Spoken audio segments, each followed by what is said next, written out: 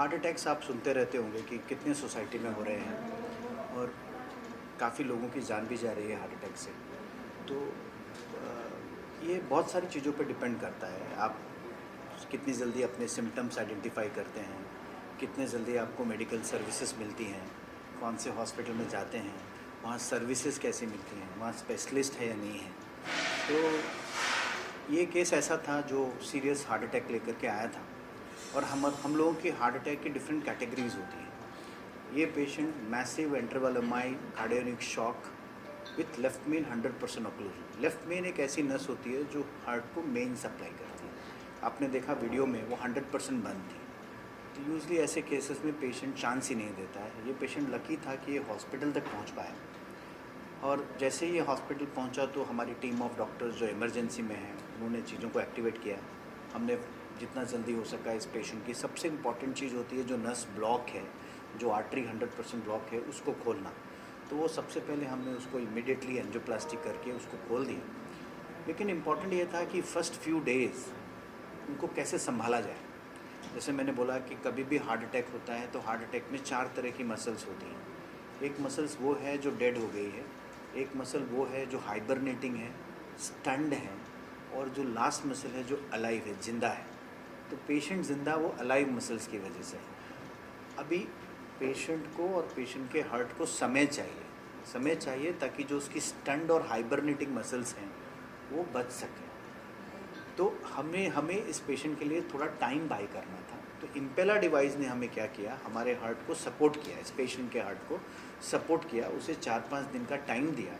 इस दौरान पेशेंट की स्टन्ड मसल्स, जो हार्ट की मसल्स हैं, जो हाइबरनेटिंग मसल्स हैं, वो रिकवर करना चालू हो गई। तो इस वजह से उसके किडनी, लिवर के फंक्शन नॉर्मल हो गए, हार्ट को पंपिंग पावर इम्प्रूव हो गई, पेशेंट्स के लंग्स क्लियर हो गए, जो लंग्स में पानी भरा हुआ था वो क्लियर हो गए, और अराउंड 10 दिन के अंदर ये पेशेंट ऐसा हो गया कि चलने फिरने लगा। तो जो हार्ट अटैक की वजह से जो ट्रांजिएंट, जो हार्ट बहुत ज़्यादा वीक हो जाता है, उस दौरान हमारे इम्पेला डिवाइस ने उसको सपोर्ट किया। आपके हार्ट, आपके पूरे शरीर का सबसे इम्पॉर्टेंट ऑर्गन हार्ट है। उससे बड़ा ऑर्गन कुछ है नहीं, क्योंकि हार्ट ही सारे ऑर्गन्स को ब्लड सप्लाई करता है, ब्रेन को, किडनी को, लिवर को। तो जब हार्ट वीक हो जाता है और हार्ट पंप नहीं करता है तो ये सारे ऑर्गन्स काम करना बंद करते हैं। ये सब काम करना बंद करते हैं तो शरीर में पॉइजन इकट्ठा होने लगता है, एसिड बनने लगता है, किडनीज काम करना बंद कर देती हैं, लिवर पे इफेक्ट आ जाता है। तो ये सारी की सारी चीज़ों को मॉनिटर करना और टाइमली मैनेज करना वो किया, साथ में इम्पेला डिवाइस लगाएं। तो उससे पेशेंट को बहुत फ़ायदा हुआ और पेशेंट डिस्चार्ज हो गया। सर, इम्पेला डिवाइस को खर्चा कितना आता है कम से कम? देखिए, मैंने खर्चे के बारे में डॉक्टर डीएमएस को बोला था आंसर देने को, बट थोड़ा कॉस्टली डिवाइस है। आई डोंट नो वो उसका exact cost to the patient कितना पड़ा, बट मेरे ख्याल से 20-25 लाख तक उसका खर्चा ज़्यादा है। कितने पेशेंट्स आपके पास ऐसे आए हुए हैं इस हॉस्पिटल में? देखिए, हमारे पास हार्ट अटैक के बहुत सारे पेशेंट्स हैं। आपको मालूम है नवी मुंबई में सबसे ज़्यादा हमारे पास कार्डियोलॉजिस्ट ही 8-9 हैं। आप समझ सकते हैं कि हॉस्पिटल में इतने सारे कार्डियोलॉजिस्ट हैं, क्योंकि हमारा कार्डियक का वर्क बहुत ज़्यादा है। हमारे पास कार्डियक सर्जन है, हमारे यहाँ पर हार्ट ट्रांसप्लांट तक होता है। हमारे यहाँ हर हार्ट की सर्जरी जो विदेशों में पॉसिबल है हमारे यहाँ है। हमारे यहाँ रोबोट होता है, हमारे यहाँ मिनिमल सर्जरी, एक छोटे इंच से हम लोग सर्जरी करते हैं। वो सारी की सारी चीज़ें अवेलेबल हैं। लेकिन इम्पेला हर पेशेंट में एक तो ज़रूरत नहीं है। जैसे मैंने आपको बोला, हम हर पेशेंट में कभी ये एडवाइस नहीं करते हैं। हम उन्हीं पेशेंट में करते हैं नंबर 1 जो बहुत सीरियस हो। ये पेशेंट का ईसीजी देख करके हमें पता चल गया था ये पेशेंट बहुत सीरियस है। मैं 25 साल से यही काम कर रहा हूँ, मेरा रोज़ का हार्ट अटैक का लेना देना है। मुझे इनका ईसीजी देख करके इनका ब्लड प्रेशर क्रैश हो रहा है, इनको सांस लेने में तकलीफ हो रही है, और जब हमने एंजियोग्राम किया और देखा वो लेफ्ट मेन 100% है, तब तो श्योर हो गया कि अब तो ये पेशेंट के बचने के चांस न के बराबर हैं। रिलेटिव्स के सामने जा कर के हमने अपनी सारी बातें बोली कि आप एक कोशिश कर सकते हो, आप अगर फाइनेंस इकट्ठा कर सकते हो, कुछ कर सकते हो, तो हम पूरा जोर लगाएंगे। लेकिन इसकी गारंटी भी नहीं है कि लगाने के बाद कोई जादू हो जाएगा। ये रिलेटिव्स की सपोर्ट सिस्टम, उनका हमारे पे भरोसा, आपने देखा कितनी अच्छी मैडम है, कितना ट्रस्ट था उनका। हम लोगों ने भी उनके साथ में, सब लोगों ने एज अ परिवार की तरह खड़े रहे, नर्स से लेके वार्ड बॉय से लेकर के सब ने उसमें किया। तो ये एज अ टीम जीती है, एक सिंगल इंडिविजुअल डॉक्टर अकेला नहीं जीता है, एज अ टीम जीती है, जिसमें एक इंफ्रास्ट्रक्चर, डॉक्टर, नर्सेज, पेशेंट और पेशेंट के रिलेटिव्स, वो बहुत इम्पोर्टेंट है। तो ये हर पेशेंट में नहीं लगता है।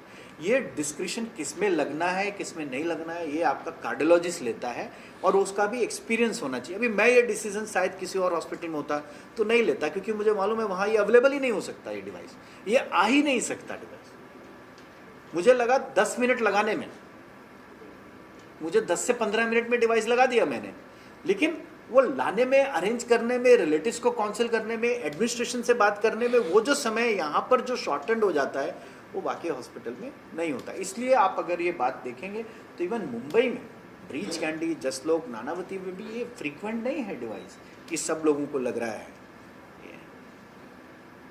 जैसे मैंने बचाव के लिए कुछ मतलब बताना चाहेंगे कि अर्जेंट में अगर इस तरह का किसी को हार्ट अटैक आए तो नॉर्मल बचाव खुद से क्या किया जाए? देखिए, आपकी जिस सोसाइटी में आप रहते हैं, जहाँ आप रहते हैं, अगर वहाँ पर आसपास कोई डॉक्टर अवेलेबल है तो वो डॉक्टर क्वालिफाइड डॉक्टर होना चाहिए। अगर आपको चेस्ट पेन होता है तो उससे तुरंत मिलिए। अगर वो आपको कुछ दवाइयाँ देता है, जैसे डिस्प्रिन हो गया, क्लोपिडोग्रिल हो गया, उसका फैक्टर पड़ता है, वो 20-25% तो आपकी चांसेस ऑफ डेथ वहीं रुक जाती है जब आप वो दवाइयाँ ले लेते हैं।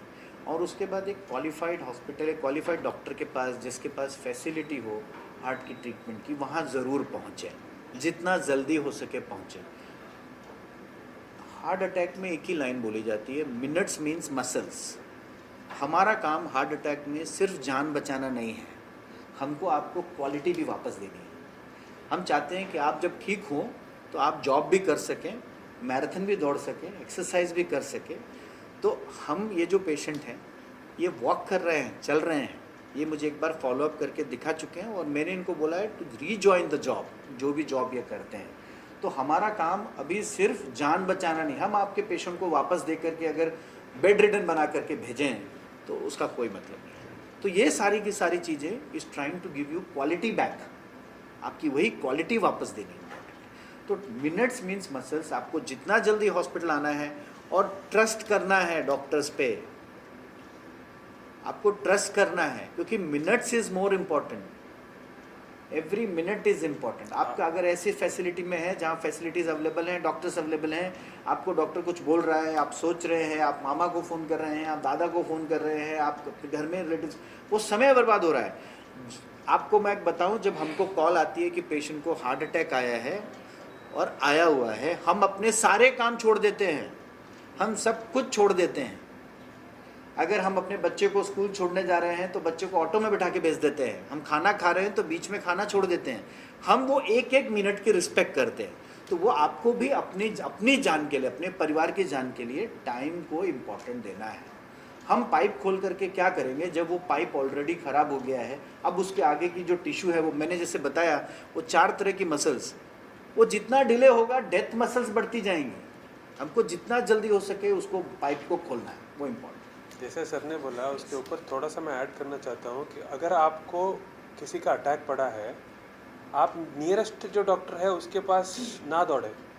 हाँ, जो डीएमएस सर ने बताया वो चीज़ ध्यान रखना है आपको कि आपको 1 घंटे के अंदर अगर आप एक ऐसा हॉस्पिटल पहुंच सकते हो जहां पे उसका ब्लॉक खोल सके, कोशिश करें उस हॉस्पिटल पहुंचे। बेशक 10 मिनट लेट पहुंचे वहां पे, बट उस हॉस्पिटल पहुंचे। अगर आप एक कोई छोटी हॉस्पिटल जहाँ पे कोई मैनेजमेंट की सुविधा नहीं है, जस्ट वो आपका ईसीजी देखेगा या पल्स देखेगा, बीपी नापेगा, टाइम वेस्ट करेगा, हाँ, उसके बाद में फिर इधर शिफ्ट करेंगे, वो टाइम वेस्ट वहाँ पे होता है। जो हमारी एक्सपीरियंस है, जो हमने पेशेंट्स का सफरिंग देख के हम जो बता रहे हैं, अगर आपके पास अपोलो जैसा हॉस्पिटल जहाँ पे कैथ लैब है, जहाँ पे आपके ब्लॉक्स ओपन हो सकते हैं, अगर 1 घंटे के अंदर आप पहुँच सकते हैं तो आप उधर इधर टाइम वेस्ट ना करें, स्ट्रेट ऐसी हॉस्पिटल्स को पहुँचें। एंड कोशिश ये करें कि अगर आप इमरजेंसी नंबर कॉल करेंगे तो आप अपने आप आएंगे तो रास्ते में आपके पास कोई मेडिकल सपोर्ट नहीं है, आपका ट्रीटमेंट स्टार्ट नहीं हुआ है। अगर आप इमरजेंसी को तुरंत आपको लगता है किसी को चेस्ट में पेन हो रहा है, तुरंत आप कॉल करेंगे तो your treatment starts early even at home, घर से चालू हो जाता है। अगर हमारी एम्बुलेंस पहुंच रही है तो हमारा डॉक्टर ईसीजी लेकर के मुझे व्हाट्सअप कर सकता है, सर ये पेशेंट को साइमल्टेनियसली हमारा ये ईसीजी है। कई बार हम उसको एम्बुलेंस में ही कुछ ऐसा एडवाइस कर देते हैं कि जान बच जाती है। अगर उसको वीटी हो रहा है, वीएफ हो रहा है, तो हम उसको एम्बुलेंस में बोल देते हैं शॉक मार फटाफट, ये दबा दे, ये कैसा कर वैसा कर। तो 90% ही होता है, by the time patient reaches a stabilisation level पहुंच जाता है, जान वहीं पर बच गई होती है। और उतना टाइम जो ट्रैवल का टाइम है, उतने में हमारा कैथ लैब का प्रिपरेशन भी रेडी हो जाता है। मतलब straight away patient can walk into the cath lab. अगर आप अपने आप हॉस्पिटल में आएंगे, ईआर में पहुंचेंगे, वो हमें कॉल करेंगे, हम आएंगे, so there is lot of wastage of time.